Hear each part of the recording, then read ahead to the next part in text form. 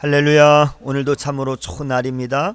저는 오늘 히브리서 13장 9절에서 13절 말씀을 본문으로 산제사의 삶이라고 하는 말씀을 전하고자 합니다.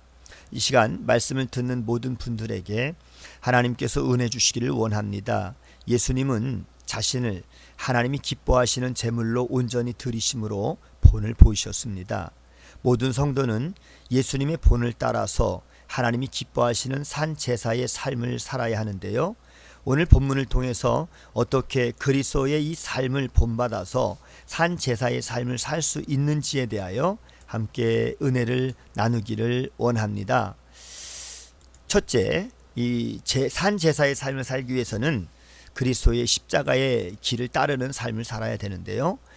히브리서의 저자는 구약의 율법과 규례들은 예수님의 십자가 제사를 통해서 완성되었으므로 더 이상 음식에 대한 규례 같은 것에 얽매일 필요가 없이 오직 예수님의 구속의 은혜로 마음을 굳게 함이 아름답다라고 9절에 교훈하고 있습니다. 또한 13절에 그런즉 우리도 그의 치욕을 짊어지고 영문 밖으로 그에게 나아가자라고 권면하고 있는데요.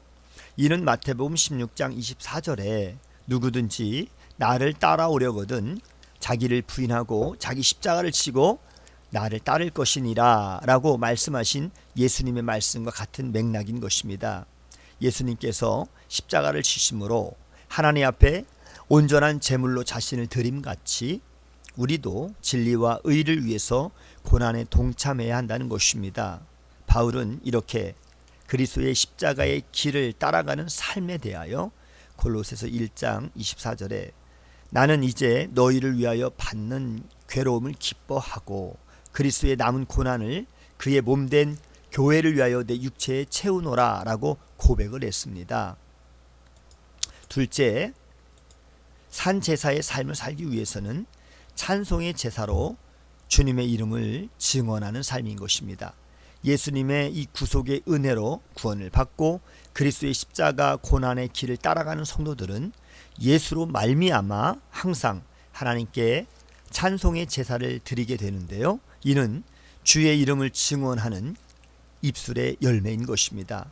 찬송의 내용이 창조주이시며 구속주이시고 만물의 심판자이신 하나님과 또한 그의 아들 예수 그리스도와 성령님에 관한 것이므로 찬송은 세상을 향해 주님의 이름을 높이며 그리고 주님의 속성을 공공연하게 선포하는 행위인 것입니다. 그러므로 찬송은 하나님이 받으실 만한 향기로운 제사인 것이죠. 이사야 43장 21절에 하나님이 이 백성은 내가 나를 위하여 지었나니 나를 찬송하게 하려 함이니라 라고 말씀하신 것 같이 구원받고 하나님 나라의 백성이 된 성도의 존재 목적은 하나님을 찬송하는 것입니다. 산제사의 삶을 살기 위해서는 세 번째, 선을 행하고 서로 나누어 주는 삶인 것이죠. 성령 충만을 받은 초대교회의 이 공동체 가운데 나타난 놀라운 움직임이 있었는데요. 그것은 자신의 재산과 소유를 팔아서 각 사람의 필요를 따라 나눠주는 것이었습니다. 히브리서의 저자는 이러한 선행이 하나님이 기뻐하시는 제사라고 고린도후서 8장 9절에 이렇게 선언을 하였습니다. 부유하신 이로써 너희를 위하여 가난하게 되심은 그의 가난함으로 말미암아 너희를 부유하게 하려 하심이니라. 예수님의 구속사역의 이 핵심이 나눔임을 강조하였던 것이죠. 따라서 선행과 나눔은 하나님의 은혜를 받은 성도들이 맺어야 할 구원의 열매인 것입니다. 히브리서의 저자는 또한 성도들이 자신들의 유익을 위해서라도 인도하는 자들을 사랑하고 섬기고 순종하라고 교훈을 합니다. 가르침을 받는 자가 말씀을 가르치는 자와 모든 좋은 것을 함께 하는 선행은 하나님이 받으실 만한 향기로운 제물이요 하나님을 기쁘시게 하는 제사인 것입니다. 예수님은 공생애와 십자가의 구속을 통해서 하나님 나라를 위해서 고난을 받고 그리고 주의 이름을 선포하는 자들 그리고 가난한 그리고 연약한 자들을 긍휼히 여기셨습니다.